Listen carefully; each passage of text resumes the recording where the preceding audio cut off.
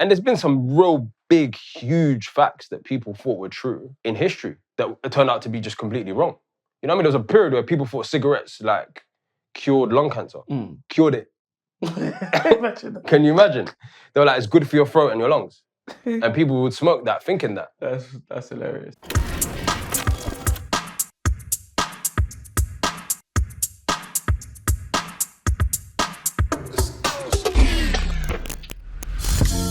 Yezar, welcome to your favorite show's favorite show. Your favorite philosopher's...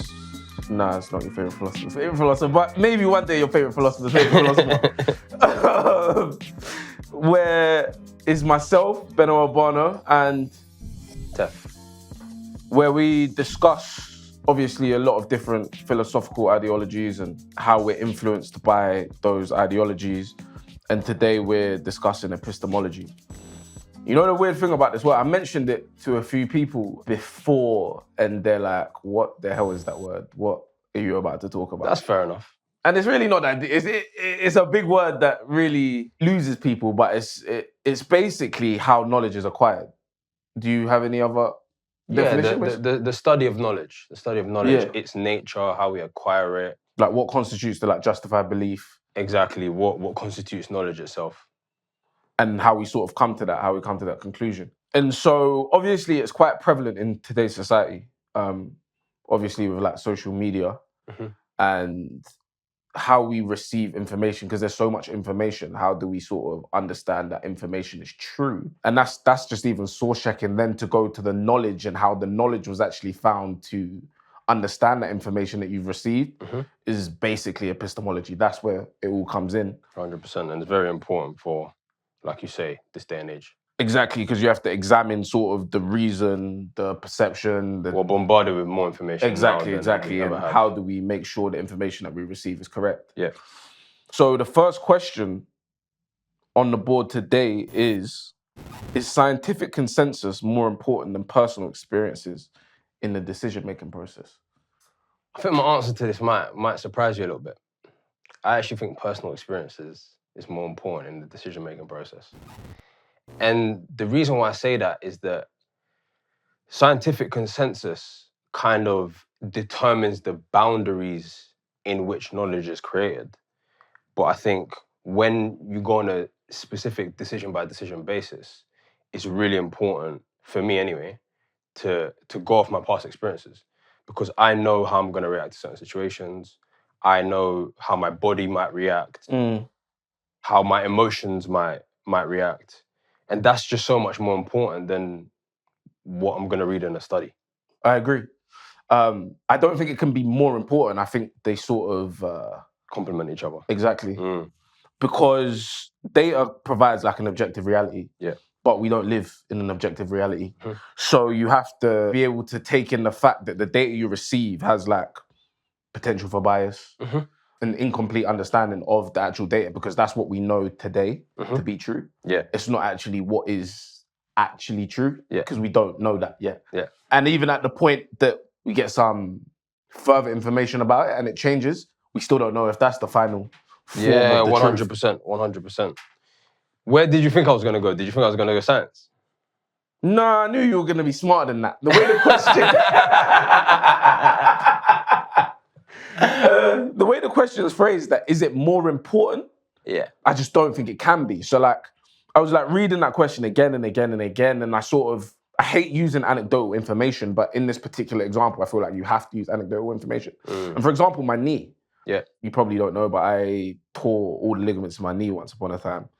And they said it would take about 18 months to return from, 12 to 18 months. I did it in about 9 months.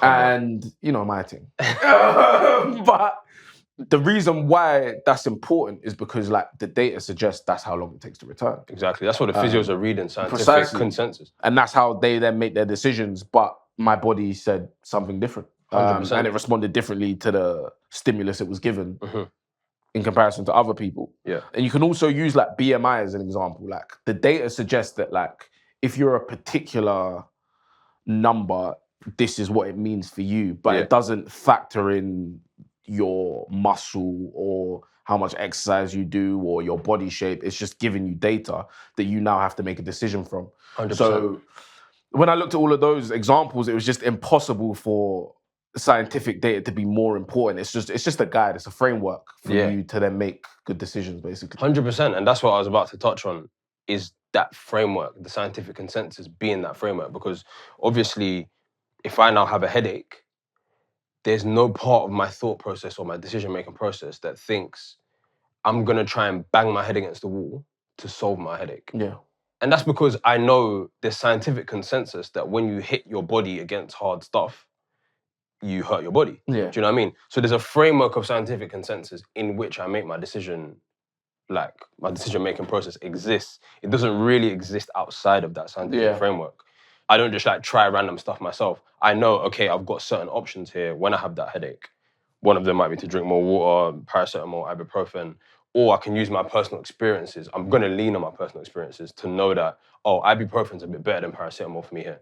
Because even the way I sort of looked at it was like, well, there would be no need for doctors if that was the case, right? Like a doctor's role is basically interpretation of data. Of scientific consensus. Yeah, exactly. Yeah. Because if you just took data, I could diagnose myself all the time. Yeah, exactly. It's not that yeah, it's not that simple, right? And that's why we need doctors. Yeah.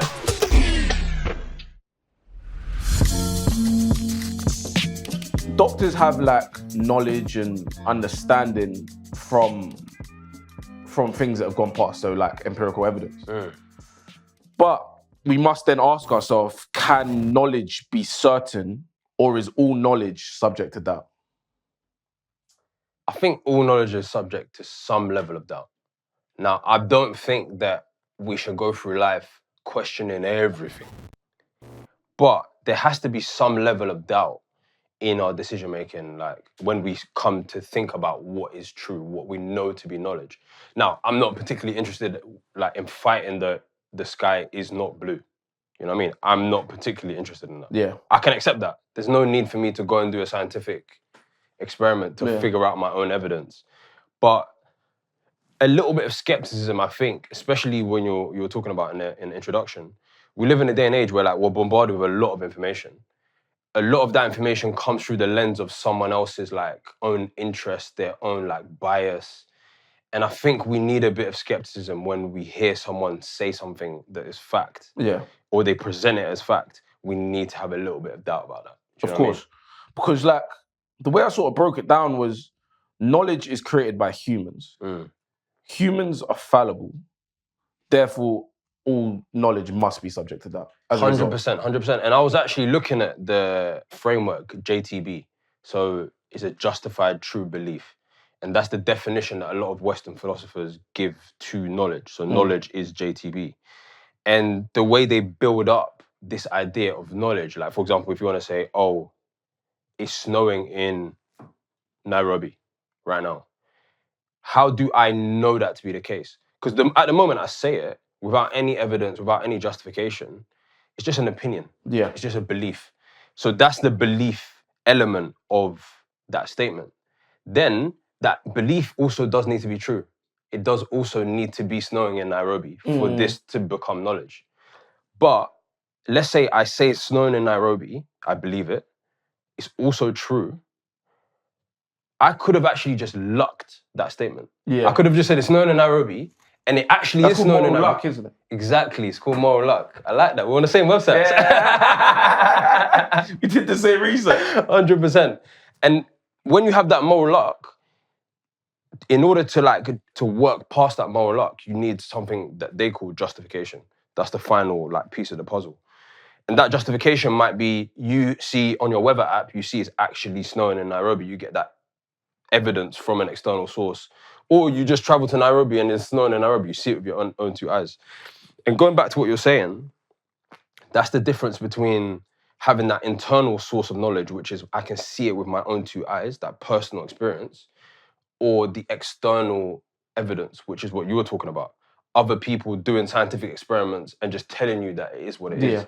These people are fallible, exactly like you said. So the justification for that truth is just a little bit shaky. It's never 100%. So going back to the question, I just think because of that, all knowledge has to be subject to some level of doubt. Some level of doubt. Like, and there's been some real big, huge facts that people thought were true in history that turned out to be just completely wrong. You know what I mean? There was a period where people thought cigarettes like cured lung cancer. Cured it. Can you imagine? They were like, it's good for your throat and your lungs. And people would smoke that thinking that. That's hilarious. It's crazy. And that's just because, you know, it's been marketed that way. You know what I mean? Big tobacco could fund that market. So slightly off point here, like, but how do you sort of see reality then? In what sense? In what sense? So, do you see reality as objective or subjective, essentially? I do think that there are certain material things about the world around us that are true, but I think the way we experience them is through a subjective lens. So I know, for example, that you are sat to my left, approximately a meter away from me, but the way I experience you is through a subjective lens. Like, I have an idea of who you are. I have an idea of like your characteristics, your personality traits, what you like. And all of the stimuli that I get with my own two eyes, which is objective and immaterial, is going to be filtered through the lens of that subjectivity of who I think you are as a person. Yeah. Do you know what I mean? So, and that's the line I draw between the material, objective world and the subjective nature of perception. Do you see what I'm trying to say? It's a bit of a mad answer because I'm saying both. So you're saying both essentially. Yeah, basically. Which one would you lean more to? Because I personally lean to the idea of subjective reality. Okay. In what that we sense? understand Like, our world through our own lens and through other people's lenses. Okay. And that is how we come to what we see as knowledge. Okay. And fact. Because, for example, you're sitting there with a yellow shirt, right? Mm-hmm. If there were 20 other people in here who said the shirt was blue, is the shirt now blue? Hell no. It's yellow. Well, like, if everyone in here, or like everybody that has seen the shirt has said it's blue, and I think it's yellow, but everyone else thinks it's blue. Right. Is it blue? But talk to me about that thought process in your mind. Do you doubt yourself, or do you say, they're right? Like, how far are we going with that? Because your eyes are telling you it's still yellow. My eyes are telling me it's yellow, but humans are fallible. So the idea that if the majority thinks something, because that's basically... No, we're not going to go into that. But that's basically how we determine what things are in our reality. Through your own lens and other people's lenses. Sure. Obviously, like, the shirt's a little bit of a wild example. Yeah, it's extreme. Yeah, an extreme example, but... I don't mind staying with that example. So, like, you thought it was yellow before the 20 people spoke, right? The 20 people speak, and maybe you've not been in this exact situation before, so you don't know how you would exactly react. But how do you journey from this shirt is yellow to this shirt is blue? How would you get there? Well, I would understand that, like... Would you see fault in yourself? Precisely. Right, okay. Because everyone else is saying it 20-1. Yeah, and that's now the reality that we live in, that it is. But going back to our previous question about scientific consensus, it feels a little bit like you're giving a little too much credence to consensus. Because consensus is like the majority, what the majority is saying. Obviously, it's a massive majority in our example, 20-1. It's huge. You're literally 5%. Don't check me on the math. Because you're such a small percentage, the consensus is against you, sure. But it feels like you're putting a bit too much credence in that consensus. Because it doesn't matter what they say. Like, to me, I can see it's yellow. Well, I think it depends how much conviction you have in your opinion. In what you're seeing and what you're experiencing, right? Yeah. If you have, like, complete conviction, then you probably won't be swayed. I'm just taking this as obviously an extreme example. And if someone was like, that's blue, 20 people, and I was like, nah, it's yellow. Like, I've lived long enough to... But say you take a child who hasn't lived long enough, they don't have the conviction in what they're seeing, and other people are telling them that's something, surely that would change your mind. And that's why I generally lean to a subjective idea of reality. So, but in that scenario, when the kid is, like, convinced that it becomes blue, haven't they just been inducted into a cult at that point? Like, they've been brainwashed. The objective reality still is the objective reality that the shirt is yellow. They've just been convinced that it's blue. Because they're gullible and they're vulnerable. Do you get what I'm trying to say? Like, if someone else came, like, you bring 100 people, outside of the group of 21 now, they'd keep saying this shirt is yellow. Like, it's yellow. It's yellow. And like, we get an optician in the room. Like, they'd be able to scientifically prove why it's yellow. But understandably so, that like that's now their reality though. So like even the child, even if it is a cult, that's their reality.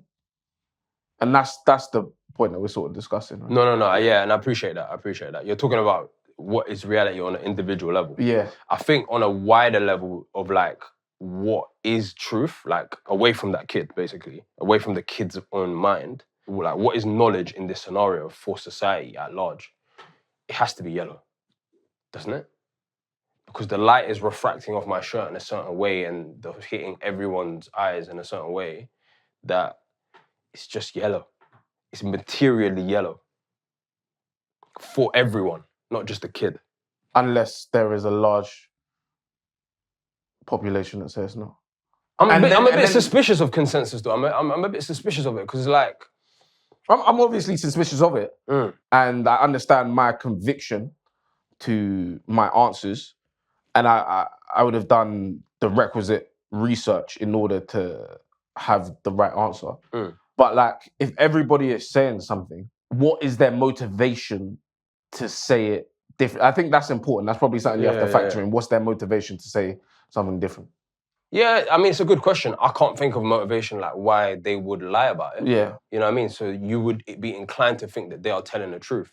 But the way I see it is that they're just telling their truth. They're just telling their subjective truth. And they're trying to change my subjective truth, but I think I'm closer to what is objectively real than they are. I don't know what's going on with them. I don't know why they're saying my shirt is blue. Do you know what I mean?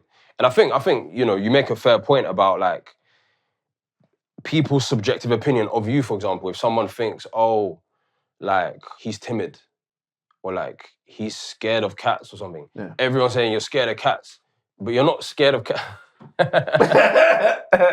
a little too close to home. Yeah. If everyone's saying, oh, he's scared of dogs, like he can't be around a dog, he's scared of dogs.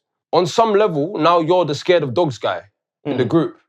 And you have to live within your community. You have to live within your group. So if you become the scared of dogs guy, you kind of are the scared of dogs guy. Yeah, that's the reality. Yeah, on some level. But I do think you can still hold in yourself knowing that I'm actually not scared of dogs. Like, guys, please listen. Fair. I just thought that was interesting while I was discussing the understanding of knowledge and doubt and whether all knowledge is subject to doubt. I thought we should probably touch on reality. Absolutely.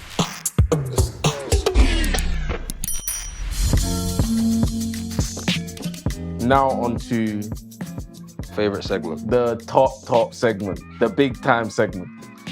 This one's a medicine dilemma. I'm not actually sure how you're going to respond to this. And I'm quite interested to see, to be honest. Yeah, I thought it was a tricky dilemma, actually. It's very tough. Either way you go. Appreciate that, man. 100%, man. Spend a lot of time on these dilemmas. You might not know, but I spend a hell of a lot of time on them. So no, I could tell with this one. Appreciate them. I could tell with this one. Some of the other ones. That company one. You know what? You know why he's a rat? Yeah. You know why he's a rat? Because we vet them before we started. Do you know what I mean? I know. We talk about it before it happens. Yeah. And that wants to call me out in front of camera. I'm a little bit of a snitch. But is the way you try to take credit. How can you take credit without saying my name? I wrote them. Did I not write them? We write them together. All of these ones? No, that one you wrote. Well, most of these ones. All right, man, you can have it. Exactly. What are we talking about? On to the dilemma now.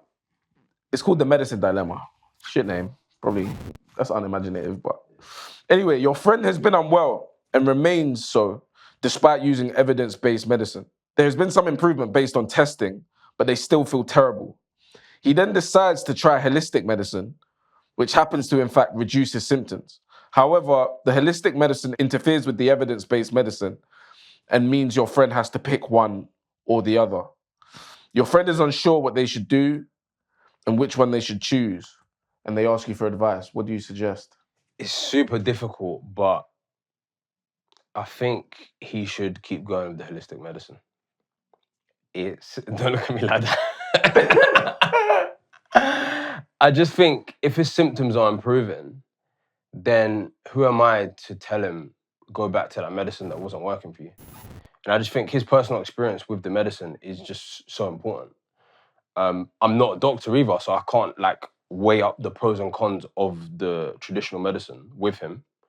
So I kind of have to go off what he's telling me. If the two medicines didn't interfere with each other, then I'd hit up his wifey, tell her crush that medicine and put it in his drink. But in the scenario, they interfere. So I think I have to tell him, keep going with what you think is right, what feels right to you, what is improving. I just think it would be. Yeah, I don't think so. I think he has to continue with the evidence-based medicine. And the reason why I think that is because I think it would be reckless as a friend to suggest to take something that just makes you feel better temporarily, that fixes your symptoms, but it doesn't actually, for all we know, it doesn't fix the problem. But that's not a given in the scenario, is it? Yeah, all we know is that it fixes the symptoms. Yeah, but your symptoms, like improving your symptoms is like a pretty important part of treatment. But it may not fix the problem. That's true, but I don't think that medicine that improves the problem must also therefore improve the symptoms. No? Yeah, but that's what I'm supporting will happen with the evidence-based and that's completely fair. But I just think if the traditional medicine was improving the issue, his symptoms would improve. Like that's what I'm thinking about. Logically, you know what I mean? I'm trying to think of like illnesses that the symptoms wouldn't improve if the illness was improving. Like, I just think they go hand in hand. So clearly, in my mind, the traditional medicine doesn't work. Or it's not working for him, on his body, or something. I just feel that you're essentially treating the symptoms with holistic medicine. Well, you may be treating the cause, but all we definitely know is you're treating the symptoms. So like, for example, say I've torn my calf, right? And I get soft tissue massages on my calf. And it makes it feel better. Yeah. But it's not fixing the problem. I feel better as a result of the treatment. I take like anti-inflams. I feel better. But all it's doing is creating more bleeding in the calf. Is that what that does? Yeah, if we take it too close, because you need the inflammation to heal. Oh, mad. Yeah. Okay.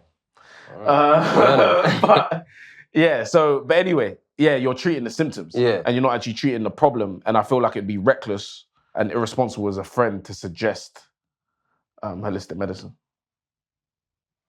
No, I appreciate that. Like we say on the show, it's not a hill I'm willing to die on. You know what I mean? I'll pick my battles here. But I can't get away from the fact that traditional medicine isn't improving the symptoms. So, but what would you do if it was yourself? I don't know. I'd be in that position of like doing holistic medicine. I wouldn't necessarily be in that position. I guess maybe what I could advise my friend to do is to go back to your doctor who gave you that traditional medicine and get some new traditional medicine, evidence-based traditional medicine. Do you know what I mean? Because clearly that one's not working. Before you commit down this holistic path, which I agree is a bit more recce. It's a bit more reckless. So you really do value like your personal experience over evidence-based data? Yeah. Yeah. It's like, I want both. I don't really want to pick in my own personal life. I don't necessarily want to pick in a situation like this. I'd want to use a medicine that is evidence-based. My doctor recommends that this is one of my options. But let's say, for example, other people in my family had this illness and they took one of these medicines. Let's say option A, B, C. Doctor's telling me to take A, but my relative thought that C worked best for them. I would be inclined to go with C. It's still evidence-based. I'm not like doing some like woo-woo nonsense. Yeah. But the personal experience can layer on top of the scientific evidence and inform my choice in that respect. Do you know what I mean? I'm still working within the bounds of... Why would you side with the evidence-based in this particular scenario? That's what I'm confused about. Because the evidence base is just not working at all in the scenario that you said. Yeah, at all. It's not working at all. I think maybe I could be convinced. You know, I could go back and forth between the answer I gave and going back to the doctor and finding some new evidence-based medicine. Because it's never really like one medicine only for most illnesses, isn't it? There's multiple routes. So I think he should exhaust all of his routes. But there's just something to be said for like listening to him and like listening to his body, how his body responds to holistic medicine. And it's not like it's like painkillers. You didn't say painkillers. If it's just painkillers that just make you feel good temporarily, Yeah. you know what I mean? Like you said, anti-inflammatories, then that's one thing. But this is medicine. It's some sort of form of medicine, is it not? Yeah. Oh. See what I'm saying? Yeah. And for yourself, if you were happen to be in this scenario, what would you do? Like I said, I don't think I'd start with the holistic. Like I would never have got to holistic before I finished with the evidence-based. It's just that he's sort of fast-forwarded and gone. He's already at holistic, and he's, you know what I mean? He's got that experience Weird, 'cause already. I'm actually the opposite to you. Really? Yeah. So like, if it was me, I'd continue with the holistic. I would eventually get to holistic, and I think this is actually how on most... the same scenario, I would take holistic. So why did you advise him something else? Because you don't want to be culpable for... Well, I don't think you can advise someone to take something you know nothing about. Yeah. You don't have any knowledge about it, but there's knowledge that supports some medicine that you were taking before, and then you ask me for advice and I give you something with no evidence. Well, the evidence... suggest something. The evidence is his personal experience, is it not? That's for symptoms, though. That's not for... We don't know if we're solving the problem. Yeah, fair enough. But individually, if you're feeling it yourself, I feel you can now make that decision. Yeah, right? yeah, agreed. However you listened to us today, however you watched us, thank you for joining us. It's been a pleasure. It's been wonderful. And also remember, like, we've discussed epistemology today, so you can't trust anything we say, right? It's all subject to doubt. So yeah, I hope you enjoyed it, and I hope you enjoyed us. See you soon. Much love.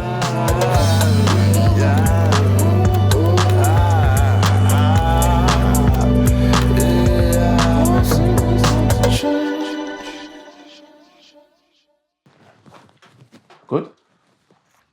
Let's go. And I know you're not lying. I'm very glad that we did the same research. That was a good episode. Yeah, I feel like we're riffing quite well. Do you know what I clocked in that, bro?